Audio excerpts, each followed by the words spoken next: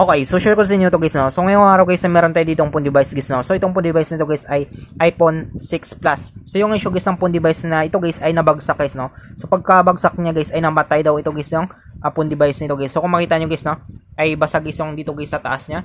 So LCD ito guys. So parang nadamay guys yung camera niya guys, no. Yan. Tsaka yung parang sensor niya. So ito guys yung iPhone 6 Plus ito guys, no. So ito guys yung likod niya guys. Yan. So ngayon guys yung gagawin natin dito guys ay check natin guys yung motherboard guys ng iPhone 6 Plus na ito guys, no. So gagawa na rin natin ito guys ng video na ito guys. Yan. So ngayon guys ang gagawin natin, bubuksan natin to. So para mabuksan na natin ito guys ay kailangan natin guys tanggalin guys yung dalawang bolts dito guys, no. Dito guys sa malapit sa guys sa charging port niya guys. Yan. So una natin gagawin ay tanggalin natin dito guys yung dalawang bolts nito. So check natin ito guys, no. Kapag buhay pa guys yung motherboard guys ng iPhone 6 Plus na ito guys. Yan. So tanggalin lang natin to.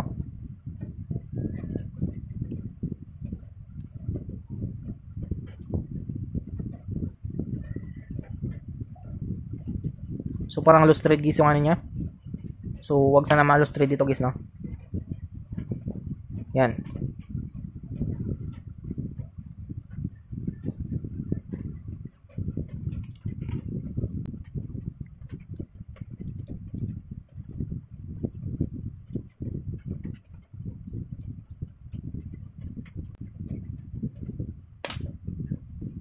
So yun siya guys, no. So natanggal pa natin guys.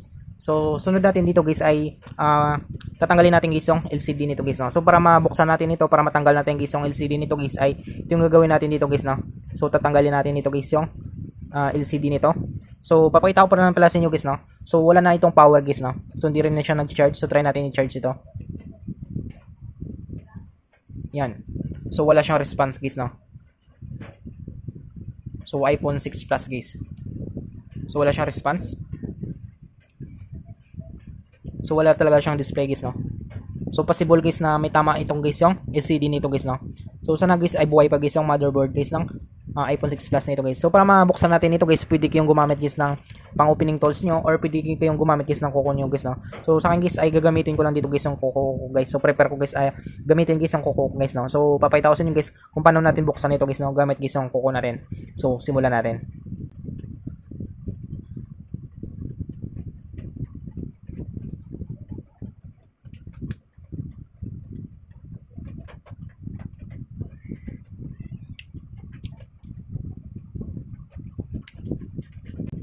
So ayun siya guys, no. So nabuksan natin. So dandahan natin guys, no.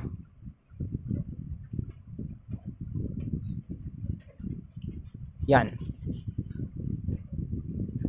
So ito guys yung loob guys ng iPhone 6 Plus na ito guys, no. So tabilan natin to yung dalawang bolts niya. Yan. So papakita ko sa inyo guys. So ito guys yung loob guys ng iPhone 6 Plus guys, no. So ang gagawin natin dito guys ay titest natin dito guys yung battery terminal nito guys sa motherboard niya guys, no. So para matest natin guys ay tatanggalin natin guys yung PC connector guys ng battery connector nito guys, no. So makita niyo guys wala na rin siyang ano guys, no, metal shield dito guys. Dito guys sa battery niya. Tsaka dito guys na wala na rin. Yan. So tanggalin natin yan.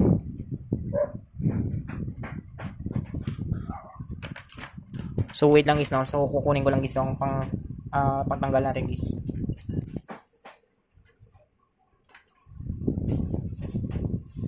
So tanggalin natin guys yung PC connector guys ng battery niya. Dito guys sa motherboard guys ng terminal niya guys, no. Yan. So natanggal natin guys. So sunod natin guys, kapag natanggal natin ito guys yung PC connector guys ng battery niya guys, ay magte-test tayo dito guys sa analog tester natin guys, no. So gagamitan natin siya guys ng analog tester na ito. So dito guys ay times 1. Gagamit tayo dito guys sa analog tester natin guys ng times 1, 150 mA with continuity. So check natin dito guys yung continuity ni guys, no. Yan. So pumapalo guys yung analog tester natin. Yan. So ngayon guys, yung gagawin natin dito guys ay hanapin lang natin dito guys yung positive tsaka yung negative guys, no. So kung saan yung malakas yung palo, yan yung positive guys. So palagi naman dito guys yung sa iPhone guys ay sa kaliwa guys yung positive niya guys, no. Tsaka yung negative niya sa kanan guys. So titest tayo, dapat papalo ito. Yan. So kung makita nyo guys, no, pumapalo guys yung analog tester natin. So ito guys yung positive guys. Yan. So kapag baliktarin natin guys yung positive sa negative, negative sa positive, dapat hindi siya papalo guys, no? Yan. So kung makita nyo guys, so pumalo siya ng konti pero once lang guys, no? Ibig sabihin guys ay good board guys, no? Upon device nito guys, no? Yan. So wala lang siyang power guys, no? So possible guys na merong ding tama guys yung battery nito guys, no?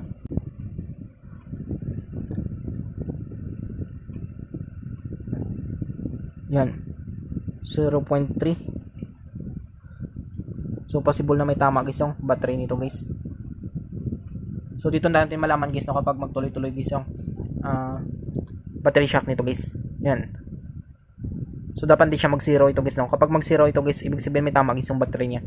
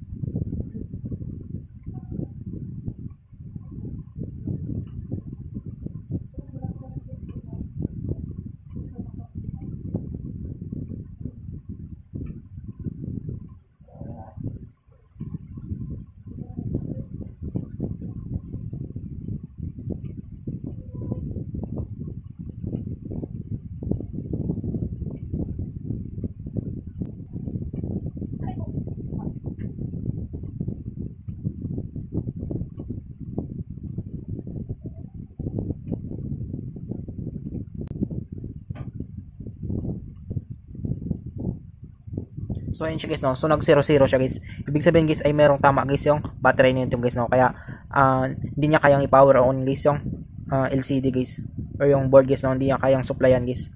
Yan, 0-0 yan siya guys. So ibig sabihin ay yung tama nito guys LCD tsaka yung battery guys. Yan.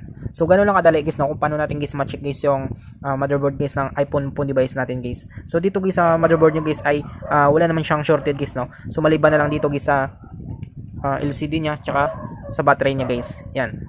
So papakita ko pa rin sa inyo sa sunod guys, papalitan natin ito guys ng bagong battery guys, no. Yan. So I hope guys na matulong sa inyo itong video tutorial natin. Sa mga bago pa lang sa ating channel guys, no, huwag natin kalimutan guys i-click guys ang subscribe at yung notification bell button para ma-update ko kayo guys sa susunod natin guys na video tutorial. Thank you guys and God bless sa lahat.